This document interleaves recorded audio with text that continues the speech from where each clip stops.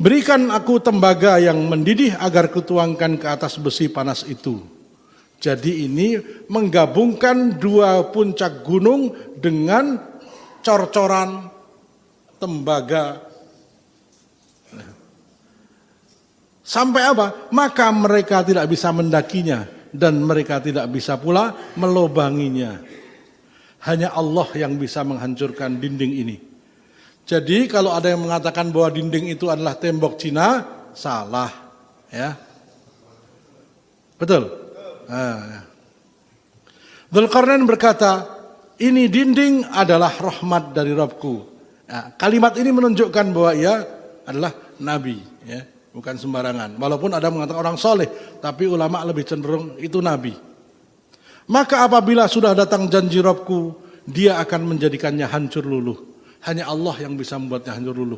Nah, kira-kira gempa seperti apa yang membuat seperti itu bisa hancur luluh? Luluh loh ya. Dakka itu berkeping-keping. Atau letusan seperti apa yang membuat dinding setebal itu, setebal gunung, Krakatau aja gunungnya nggak hancur. Betul. Krakatau saja gunungnya nggak kemudian hancur. Lah ini kira-kira letusan seperti apa yang bisa menghancurkan dinding setebal itu? Dan hanya Allah yang bisa menghancurkannya.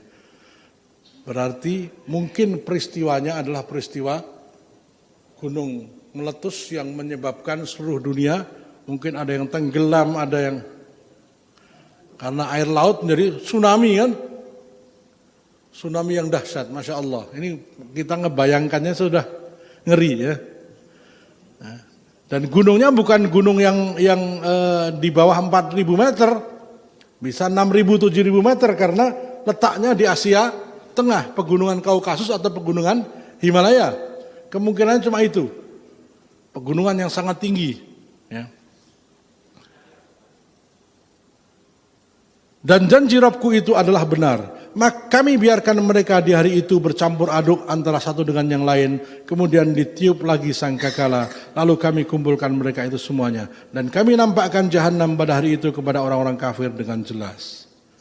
Nah, dalam Al-Quran ada dua tentang Ya'juj dan Ma'juj. Al-Kahfi dan Al-Anbiya. Ini yang Al-Anbiya. Hingga apabila dibukakan tembok Ya'juj dan Ma'juj. Dan mereka turun dengan cepat dari seluruh tempat yang tinggi. Dan telah dekatlah kedatangan janji yang benar, hari kiamat. Ya. Jadi, tanda kiamat yang dahsyat bukan hanya Dajjal. Dajjal malah tidak disebutkan dalam Al-Quran. Tetapi Ya'juj dan Ma'juj malah disebutkan dalam Al-Quran. Dan itu disebutkan jika mereka telah keluar dengan cepat dari tempat yang tinggi, maka kiamat sudah dekat. Mereka cuma 7 tahun. 7 tahun menguasai bumi sampai tidak ada sejengkal tanah pun kecuali ada mereka. Jadi nanti di Palem Semi ini ada Ya'juj Ma'juj. Bukan hanya di Muarawali, bukan. Ya'juj dan Ma'juj adalah anak cucu Adam alaihissalam. Manusia. Jumlahnya gini. Kalau neraka itu 1.000 orang, anak Adam yang non Ya'juj dan Ma'juj 1, sisanya Ya'juj dan Ma'juj. Jadi kalau hari ini 5 miliar manusia, yang Muslim 1 miliar, yang masuk neraka 4 miliar. Berarti Ya'juj Ma'jujnya 4.000 miliar. Hitungannya begitu. Nabi menyebutkan Ya'juj dan Ma'juj itu bangsa-bangsa, suku-suku. Setiap suku terdiri dari 400.000 orang. Dan satu orang tidak akan merasa puas hidup di dunia sebelum punya anak 1.000. Hadis riwayat Imam Tabari. Bukan berarti nikah, bukan. Mereka nggak punya aturan itu. Mungkin punya istrinya 200 atau pokoknya yang penting punya anak. Karena tujuan mereka memperbanyak jumlah. Hadis riwayat Imam Tabari dalam Tafsir At-Tabari. Satu suku jumlahnya 400.000. Nah, salah seorang di antara mereka, maksudnya adalah bahwa menjadi satu kebiasaan bahwa mereka tuh punya anak banyak, sampai-sampai ada yang pengen punya anak 1000. Ini saking banyaknya ya.